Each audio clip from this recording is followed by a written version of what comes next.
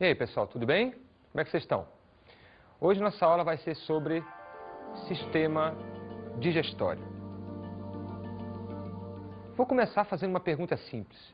Por que nós, animais, comemos e as plantas não precisam comer? É uma pergunta intrigante, né? É muito simples. Nós precisamos de energia. As plantas também precisam de energia. Só que as plantas conseguem a sua energia absorvendo luz. Elas realizam a chamada fotossíntese. Já nós não conseguimos realizar a fotossíntese. Não adianta ficarmos parados sob o sol, que nós não vamos conseguir transformar essa energia maravilhosa, luminosa, em compostos químicos. Nós não temos, por exemplo, a clorofila. Então nós temos que ingerir os alimentos, temos que comer os alimentos. E na hora que nós comemos os alimentos, nós vamos conseguir os nossos nutrientes.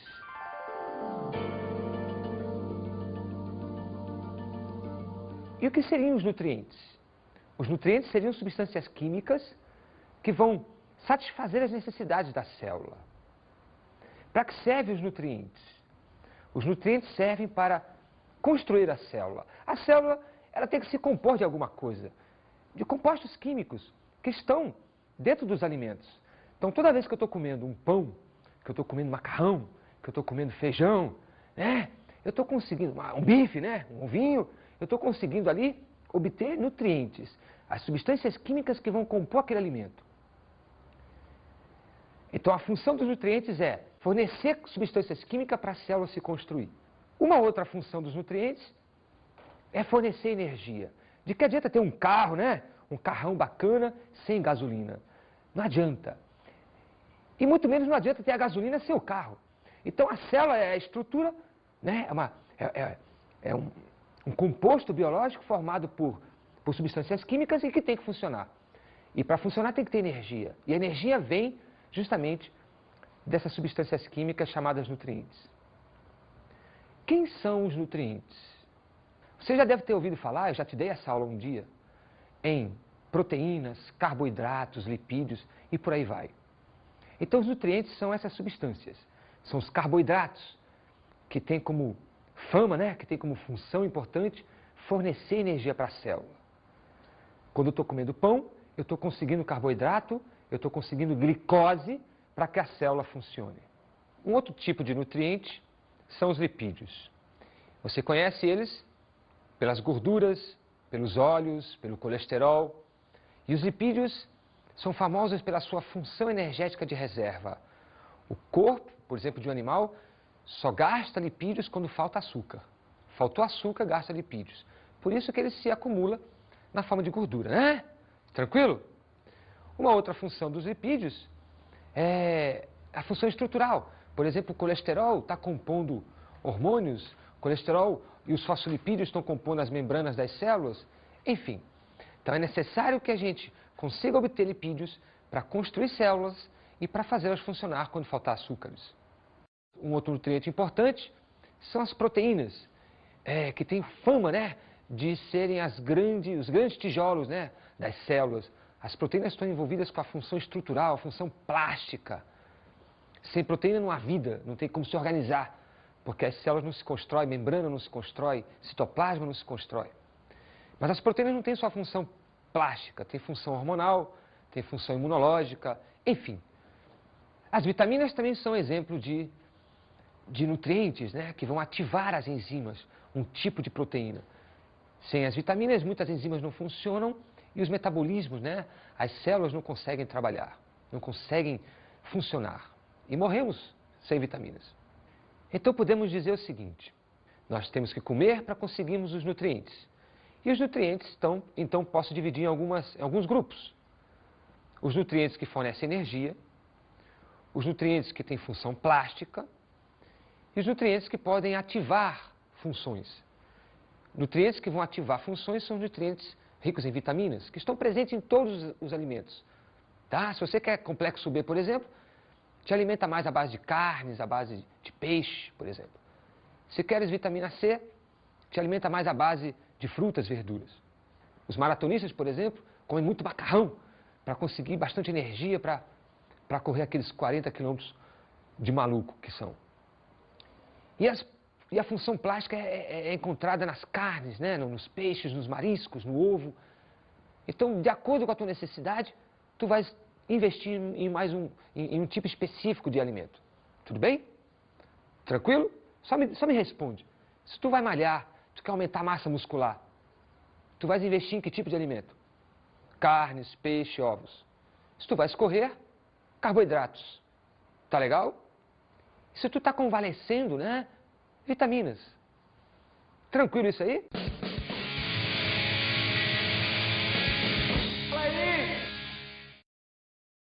Então, o que é que você está comendo? Acarajé com camarão e vatapá. Você tem tempo para se alimentar corretamente? Às vezes. Durante o dia você come muito lanche. De vez em quando. Quer dizer que não dá para manter hábitos alimentares saudáveis, comer em casa, almoçar, essas coisas? Às vezes sim, às vezes não, né? Oi, o que é que você está comendo? Biscoito amanteigado. Biscoito amanteigado. Exato. Você acha saudável? Não é, mas é rápido, né? Você passa, pega e sai comendo. Você tem tempo de manter hábitos alimentares saudáveis? Não tenho. Não dá para comer em casa? Não, porque eu tenho duas profissões, então é impossível. Sempre come lanche e na rua? Sempre no centro. O que é que você está comendo? Tô comendo um X-picanha aqui, cara. É bem gorduroso. Bem gorduroso, cara. Bem gorduroso. Você tem costume de manter hábitos alimentares saudáveis? Olha, cara, não é sempre, mas a gente se preocupa. Eu costumo me preocupar. Mas não é sempre que eu faço isso também, né, cara? De vez em quando, que nem assim, comendo, assim, você falando, pô, acho que eu perdi a fome. Ou seja, você nunca tem tempo de comer em casa, sempre comendo na rua e com pressa. Sempre com pressa, sempre. Saindo da faculdade pro trabalho direto, né, então tem que ir correndo mesmo, não dá tempo, cara. Não dá tempo de manter uma vida alimentar saudável. Saudável mesmo não, cara. Como se deveria, não. X-picanha. X-picanha. Você tem hábitos alimentares saudáveis? Eu acredito que sim. Me alimento bem. Tem costume de comer em casa ou mais na rua? Mais em casa. Mas quando você tá na rua, você procura comer o quê? Sempre lanche, assim? Não, na realidade eu abri uma exceção hoje. A maioria das vezes é almoço, normal, refeição normal. Quando você alimenta assim, você se alimenta assim por falta de tempo ou costume? Acho que falta de tempo. Viram só? É complicada essa vida moderna, né? Por mais que as pessoas se esforcem, viram o que aconteceu? As pessoas tendem aos fast foods, tendem ao estresse e tendem a não conseguir comer bem no dia a dia. Poucas pessoas responderam que têm suas refeições, né, que vão em casa, que relaxam, que tem um bom café da manhã, que tem um bom almoço, um bom jantar. É na base da correria, é na base das frituras, é na base... Enfim, isso é uma bomba atômica. Temos que cuidar da nossa alimentação, porque cuidando da nossa alimentação vamos otimizar o nosso corpo, o funcionamento do nosso organismo. Tá legal? Para isso, vamos estudar a anatomia do sistema digestório. Vamos conhecer detalhes da boca, detalhes do tubo digestivo até chegar no ânus, que é por onde o alimento que entrou pela boca vai sair. Tudo bem? Para digerir é necessária energia. Por isso que quando a gente come alguma coisa, e quando come coisas pesadas como um mocotó, uma feijoada, né? A gente começa a suar bastante, começa a ficar com calor. É só um exemplo de que, para a gente conseguir energia, gasta energia. Tá legal? O sistema digestivo se compõe da seguinte forma. A boca, e na boca existem as glândulas, a língua e os dentes. Depois a gente entra em detalhes de cada um. Logo após vem a faringe, depois da faringe o esôfago, e o esôfago vai se abrir no estômago. O estômago depois no intestino, que pode ser de dois tipos. Intestino delgado, que é aquele mais fininho, mais comprido, e o intestino grosso, que pelo nome, né? E ele inclusive é mais curto. Depois do intestino grosso, vem o reto e por último, o ânus. No intestino delgado ainda existem algumas glândulas, né? Uns anexos digestivos, que no caso são a vesícula biliar e o pâncreas. Vamos então agora fazer uma viagem por todo esse canal, por todo esse tubo digestivo, começando pela boca e até chegar no ânus. Nessa parte interna, nós temos então a cavidade oral, com a língua e a dentição. Dentição superior e inferior, aqui o maxilar. Os dentes estão adaptados para diversas funções, como cortar, macerar, triturar. A língua é um órgão cheio de glândulas, cheio de estruturas que servem para sentir a textura do alimento sentir o sabor do alimento. Nós sabemos quando temos uma pedra de gelo, sabemos quando temos uma castanha, por exemplo, na boca, sabemos quando o alimento está cortado, sabemos se ele é liso, se ele é áspero, sabemos se é doce, se é salgado, tudo por causa da língua. Na ponta da língua predominam os sabores doces. Na base da língua predominam os sabores amargos. E nas laterais predominam os sabores azedo e salgado. No centro da língua existem papilas que vão sentir a textura, as papilas filiformes. Elas é que vão te ajudar a diferenciar uma coisa lisa, de rugosa, de áspera, enfim. A cavidade oral vai agora se conectar com uma estrutura chamada faringe. E a faringe também é comum à cavidade nasal. Então nós temos a cavidade nasal e a cavidade oral, ambas ligadas por esse ducto, esse caninho pequenininho chamado de faringe. Essa faringe agora vai se conectar ao esôfago de um lado e à laringe do outro.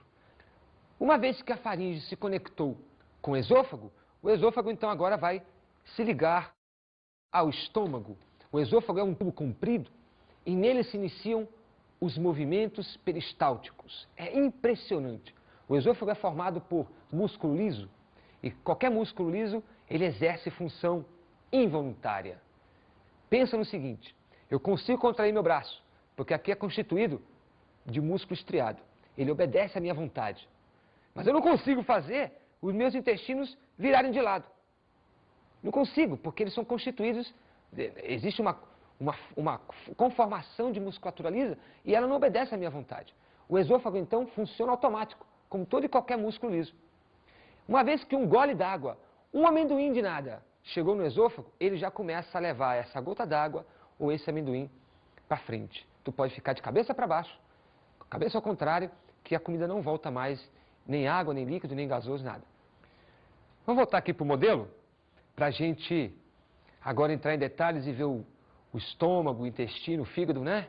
Vamos aqui. Eu vou chamar um cidadão pequenininho para me ajudar, um troglodita. Vem aí, cara, vem aí me ajudar. A criatura, olha o tamanho da criança. Vamos tirar aqui o coração. Sabe que o coração dele é 15 vezes maior que isso aqui, né? E nós vamos falar do estômago. Deixa eu só tirar aqui o fígado, que a gente já vai falar dele. E agora, né, vamos ver aqui o estômago. Observem que é cheio de vasos. Esses vasos vão ajudar a liberar hormônios para produzir o suco gástrico. Esse órgão está envolvido com a produção do suco gástrico, que é importante na digestão das proteínas. Vamos conhecer um pouquinho a anatomia dele? Olha só. A região mais embaixo deste órgão, do estômago, é chamada de região fúndica. A região que se conecta com o esôfago é chamado de cárdia. Ela é cárdia porque ela estava próximo do coração, tá? Então fizeram uma homenagem a isso. Cardíaco, tá? E a que está conectada com o intestino é chamado de região ou zona pilórica. Então nós temos a região pilórica, tá? Vou virar aqui para você ver, tá? Região pilórica. Vou voltar. A região cárdia, vou mostrar aqui para você, ó. A cárdia, tá? Cheio de músculo. E a fúndica. Agora eu vou abrir o órgão, tá? Olha só o órgão. Muito bem. E olha que interessante. Esse órgão é cheio de dobras, né? É enrugado. E nessas rugas é produzido o suco gástrico. O alimento entra pela região cárdia, tem uma válvula aqui, chamada válvula cárdia, e vai fechando aos poucos e abrindo. E o alimento vai descendo. E aí ele repousa aqui onde vai tomar um banho de acidez, um banho de suco gástrico. O suco gástrico tem pH muito ácido, em torno de 2. Depois de algumas horas, o alimento, então, já totalmente derretido, azedo. Quem já vomitou, né? Sabe como é que é o gosto do vômito? É o suco gástrico já cheio de substâncias, cheio do alimento totalmente quebrado, né? Fermentado. Aí o alimento vai ser engolfado pela região pilórica, aqui tem uma válvula também que controla. Que vejam que o estômago é um órgão sacular, é um órgão grande, que cabe em torno de 1 litro e pouco de comida, de líquido, e não pode sair de repente um litro de líquido entrando no intestino, não cabe, vai estourar o intestino. Então vai saindo devagarzinho, aos pouquinhos. A válvula pilórica abre e fecha de acordo com a necessidade do evacuamento do líquido estomacal, né, do que está sendo digerido para o intestino. Agora nós vamos sair do estômago e vamos entrar no intestino delgado. Vou tirar aqui uma parte do intestino grosso para que a gente possa ver já o nosso intestino. O intestino, ele se divide em 3 partes ou modernamente em 2 partes. Estou falando do intestino delgado. O intestino delgado pode ser intestino delgado duodeno, que é a menor parte, em torno de 30 centímetros, e depois o intestino delgado jejuno, e por último o intestino delgado íleo. Modernamente se chama intestino delgado jejuno-íleo. Juntou tudo e é uma coisa só. Observem, vem cá, olha só. Essa parte que está aqui já é a conexão do estômago com o intestino. Então eu estou vendo aqui nesse momento, deixa eu pegar aqui a minha varetinha, dá licença aí, Wagner, para poder. Eu estou vendo aqui já o intestino delgado duodeno, e ele vai então se aprofundando e vai virar então agora essa massa de intestino que nós vamos entrar em detalhes, tá? Eu estou vendo agora aqui o intestino jejuno-íleo. E eu estou vendo aqui o intestino duodeno. Duodeno, jejuno e íleo compõem o intestino delgado, tá? É interessante, olha só que interessante. No intestino delgado duodeno estão conectados o fígado e o pâncreas. No intestino delgado duodeno estão conectados o órgão fígado e o pâncreas. Então, em 30 centímetros de intestino, existem 2 glândulas importantes, que no caso, de um lado o pâncreas e do outro o fígado. O fígado está no lado direito e o pâncreas no lado esquerdo. O fígado é uma glândula mista, o pâncreas também é uma glândula mista, e ambos produzem, no nosso caso da aula da digestório, o pâncreas produz o suco pancreático e o fígado produz a bílis. A bílis é um líquido verde, né? Que as pessoas comumente chamam de fel, que é guardado dentro de uma vesícula, dentro de um saquinho que o pessoal chama de fel, que amarga, né? Quando a carne é mal cortada, corta ali. Legal? Muito bem. Então aqui está localizado o pâncreas. Esse pâncreas então tem um canal que está conectado ao intestino delgado duodeno. O fígado também tem um canal que está ligado ao intestino delgado duodeno. E os dois vão fornecer as suas secreções para o intestino delgado duodeno. É tão impressionante o delgado duodeno que se eu fizer um corte e extirpar, eliminar esses 30 centímetros de intestino, a pessoa simplesmente não consegue mais digerir nada e morre por inanição. Inanição. Tá legal? O fígado tem aqui, olha só a posição do fígado, ele fica desse modo. O fígado, vou virar agora, tá? Ó. Ele tem a vesícula biliar, que está aqui desenhada em verde. A vesícula biliar, ela é uma estrutura sacular que vai estar conectada ao fígado e nela é guardada a bílis, que não tem função enzimática. Preste atenção, eu não estou falando de suco digestivo biliar. A bílis não é um suco digestivo. É uma substância como um detergente, por exemplo, que vai dissolver as gorduras. Este órgão é extremamente importante na vida humana. Este órgão é extremamente importante no sentido de que ele tem mais de 20 e poucas funções. Só para citar algumas. O fígado é responsável pela desintoxicação. Quando as pessoas estão intoxicadas por algum motivo, remédios, álcool, drogas, etc., é o órgão fígado que vai tentar transformar essas substâncias extremamente tóxicas em menos tóxicas. Sem fígado, em menos de 3 dias, tu estás morto. Totalmente intoxicado. Uma outra função é produzir a bílis. Uma outra função é produzir o colesterol. O colesterol também é produzido pelo fígado. E este órgão peculiar, ele tem a capacidade de regeneração muito grande. Se eu dividir o fígado em 3 partes, tá? Olha só. Se eu dividir o fígado em 3 partes e perder 2/3 dela e ficar apenas com 1/3, eu tenho de novo um fígado depois de alguns dias ou meses. Ele se regenera por completo. Só que água mole, né? Em pedra dura, tanto bate até que fura. As pessoas que se drogam muito, que se alcoolizam bastante, né? Contraem uma doença famosa do tipo cirrose hepática. O fígado perde células, as células se regeneram, o fígado perde células, elas se regeneram até que chega um momento em que as células não conseguem mais se regenerar, acontece um distúrbio hepático, não consegue se regenerar e morre. Gente, só uma curiosidade. Voltando aqui ao pâncreas, esta glândula produz um hormônio muito conhecido no meio, que é a insulina, que lá no sistema endócrino, você vai ver que a falta dela causa uma doença chamada diabetes. Então é aqui, ó, que é produzido a insulina. Na aula de hoje, estamos falando da função pancreática digestiva, que é produzir o suco pancreático. Mais uma informação, a função do jejum no ilho é absorção. A digestão acontece aqui e as moléculas, os alimentos são quebrados até o nível molecular e aí o alimento passa então para a corrente sanguínea neste órgão.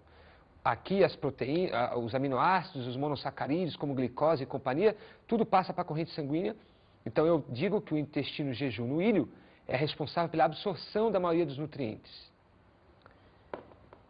Mas observem o intestino grosso. O intestino grosso, tá? Totalmente sinuoso, mas ele é bem mais curtinho e bem mais eficiente. No intestino jejum no ilho, aquele que a gente acabou de ver ainda há pouco, a absorção era dos nutrientes, dos aminoácidos, da glicose, etc. No intestino, acontece a absorção da água e dos sais minerais. Nós temos aqui o intestino grosso ascendente, está subindo. Temos aqui o intestino grosso transverso, aqui o intestino grosso descendente, o intestino grosso sigmoide, que é um S, e mais aqui para dentro, o reto, e lá no fundo, entre as nádegas, o ânus, que é um esfíncter, é uma válvula muscular muito parecida com a cárdia, muito parecida com a pilórica. Tudo bem? A válvula anal, ou o esfíncter anal, obedece às nossas vontades. É constituída de músculo estriado, músculo que obedece à vontade. Então, quando a gente está com vontade de ir ao banheiro, por exemplo, a gente consegue segurar, né? Está no trabalho, está dando aula, por exemplo, e a gente consegue, né? Segurar ali e tudo fica feliz, tudo fica bom. Aliás, eu vou te mostrar porque nós sentimos a necessidade de ir ao banheiro, ou seja, a necessidade de evacuar. Porque este aqui é o reto, tá? Vejam que fica perto da genitália, tá? Este reto, então, se enche de fezes, que é o bolo fecal, e conforme ele vai esticando, vai dilatando, porque vai enchendo de fezes, está cheio de sensores, cheio de terminais nervosos, e a partir de um certo volume, o sistema nervoso, o cérebro, interpreta como, bem, se não sair, vai estourar. E aí o esfíncter anal abre e a gente então evacua as fezes que agora vão ser utilizadas por uma planta, por exemplo. Tá? Vamos agora falar um pouquinho dos sucos digestivos. Vamos sair da parte anatômica e vamos entrar numa parte mais fisiológica, né? Vamos saber como é que funciona a digestão propriamente dita, a quebra das moléculas. A saliva é um dos sucos digestivos, produzidos na boca por glândulas salivares. O outro suco digestivo é o suco gástrico, produzido pelo estômago. Um terceiro suco digestivo é o suco pancreático, produzido pelo pâncreas. E o último suco digestivo é o suco entérico, produzido pelo intestino delgado. Reparem que eu não falei na bílis, ela não é um suco digestivo, mas integra o conjunto de secreções, junto com os sucos digestivos, que vão ser importantes na digestão do alimento. Vamos aqui no cartaz, para a gente ver, né, melhor o que eu estou falando. Olha só. Observe aqui, então, o comando do cartaz, né, secreções, enzimas e tal. Estou falando que a saliva é conhecida como cuspe, né? Ela se compõe pela enzima amilase salivar, também chamada de pitialina, e vai quebrar o amido em substâncias menores, chamadas de disacarídeos, que são, no caso, representadas aqui pela maltose. Tudo bem? A saliva é produzida na boca, especificamente nas glândulas salivares. Nós temos glândulas salivares aqui embaixo das bochechas, ao lado, né, chamada de parietais, embaixo da mandíbula, chamada de submandibulares. Essas seriam as nossas principais glândulas. Ainda temos, por exemplo, duas embaixo da língua, chamadas de sublinguais.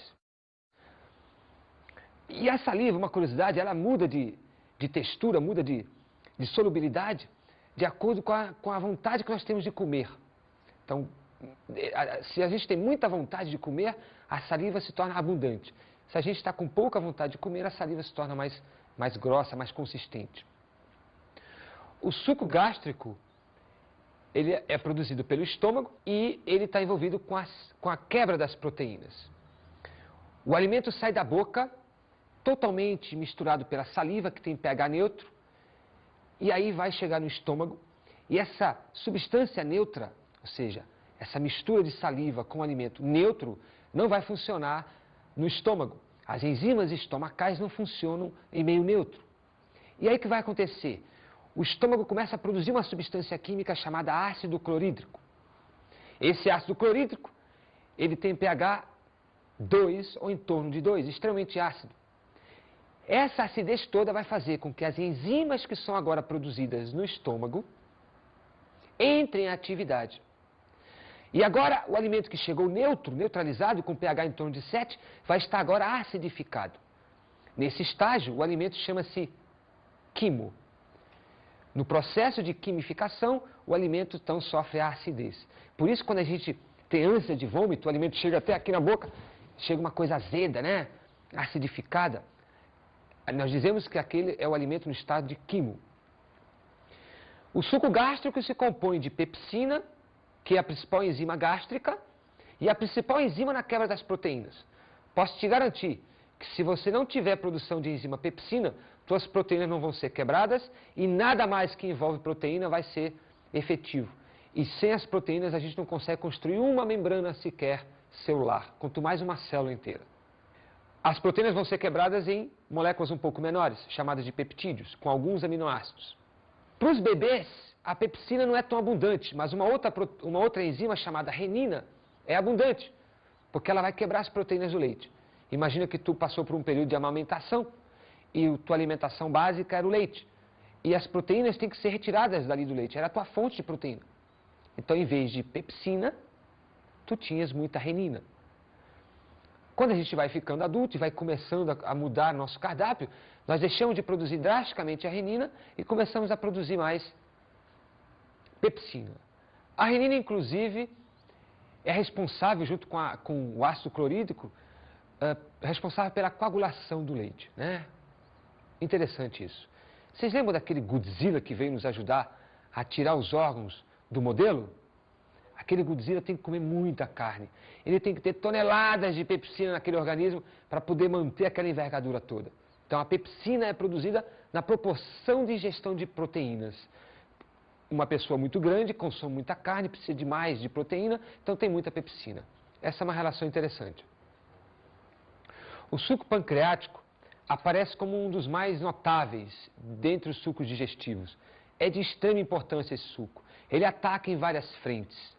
Ataca os carboidratos, ataca as proteínas, ataca os lipídios. É muito importante. Observem que interessante. O suco pancreático se compõe de várias enzimas, das quais se destacam essas aqui. A amilase pancreática, todo amido que não foi digerido na boca, ele vai agora ser digerido pelo suco pancreático. Temos a tripsina, que é uma enzima parecida com a pepsina, que vai ajudar na quebra das proteínas. E a lipase pancreática, que vai destruir, né, vai quebrar os lipídios. Então, observem que essas três enzimas aí têm grande destaque. A tripsina é uma enzima, assim como a pepsina, que são produzidas de modo inativas.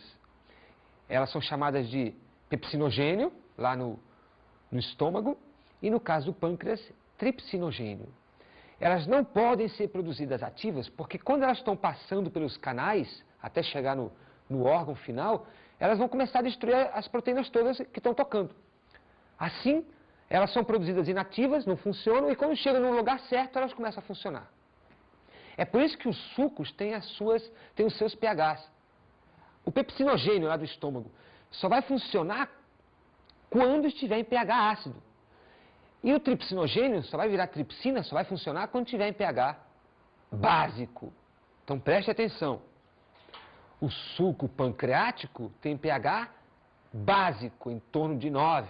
O gástrico, ácido, em torno de 2. Essas enzimas só funcionam em pH básico. Bem, agora o alimento já sofreu bastante quebra. Já está muito pequeno.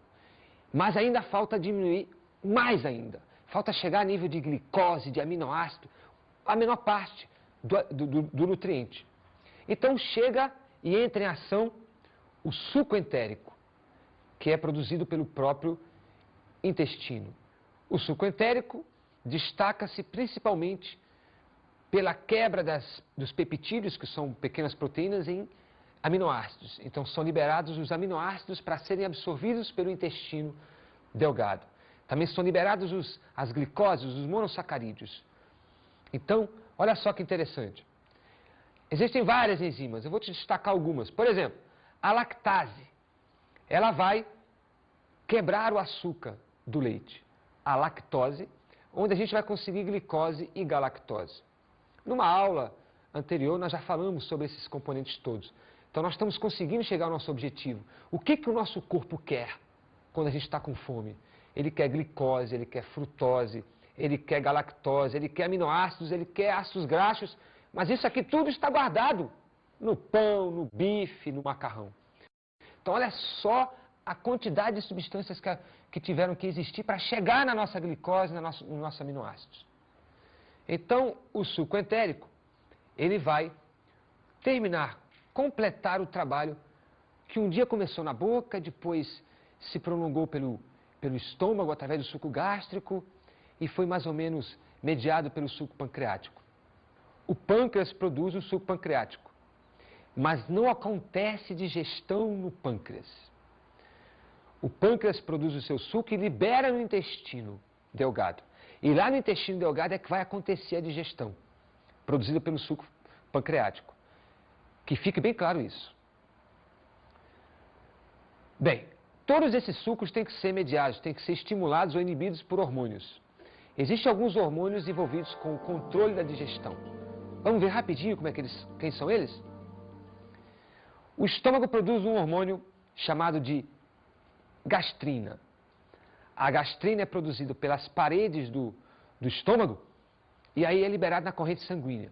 Roda, roda, roda, roda o corpo e aí chega de novo no estômago, o sangue com o hormônio, e aí quando chega no estômago, ele estimula a produção do suco gástrico.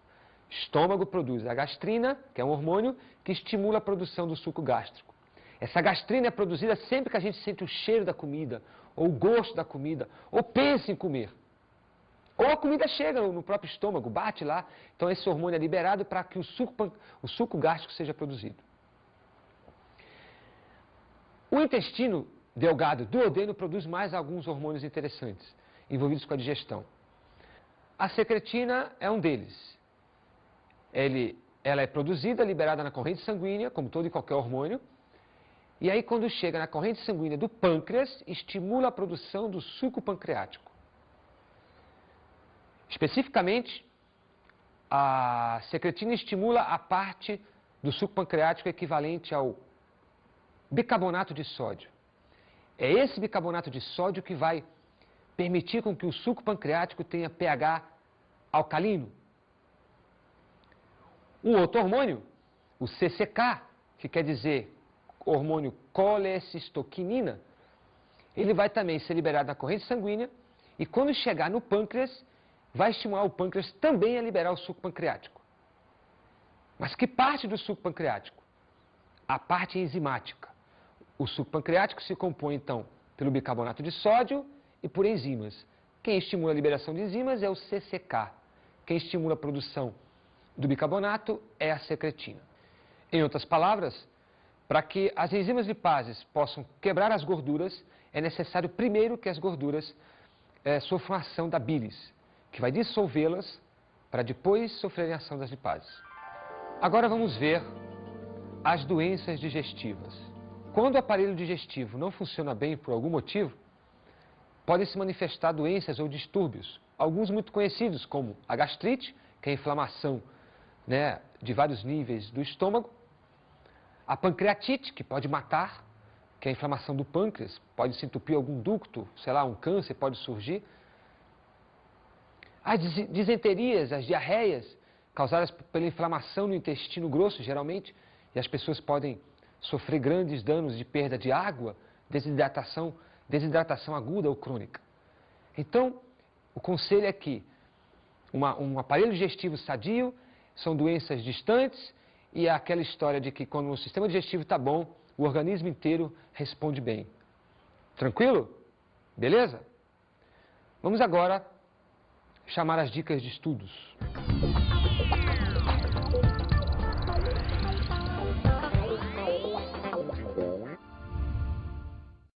Como dicas de estudo, eu sugiro que tenha atenção a alguns componentes anatômicos, como conhecer um pouquinho o intestino, conhecer um pouquinho o estômago, o pâncreas e o fígado. Detalhe também para as principais enzimas digestivas. Então, eu queria que você, por exemplo, estudasse com maior ênfase os principais sucos digestivos e soubesse as enzimas e as substâncias que elas vão agir. Isso é muito importante. Se um dia você pretende fazer um vestibular, ou se você já está fazendo um vestibular, isso aí é interessante, cai bastante, por exemplo. E no seu dia a dia, né? Para melhorar, inclusive, a sua alimentação. Boa sorte e até a próxima aula.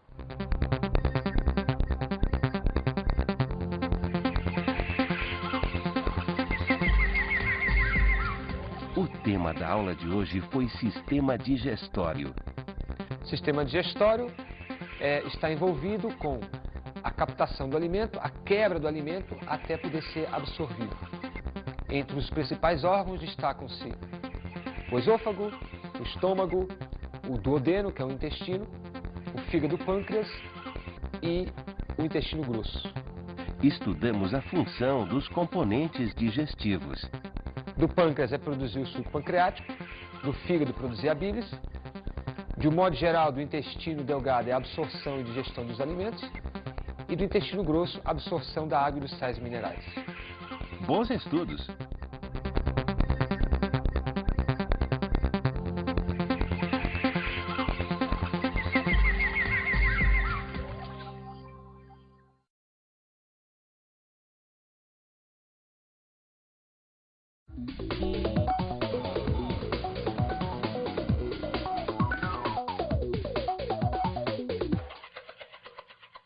Sugiro que os alunos façam os exercícios do livro, que são muito bons, e também que eles façam um trabalho ou alguma forma que você decida, mas um trabalho onde envolva a pesquisa com diversas categorias de pessoas, com diversas categorias de trabalho e com o enfoque de analisar a alimentação dessas pessoas, o estado de saúde dessas pessoas baseado no tipo de alimentação que elas comem.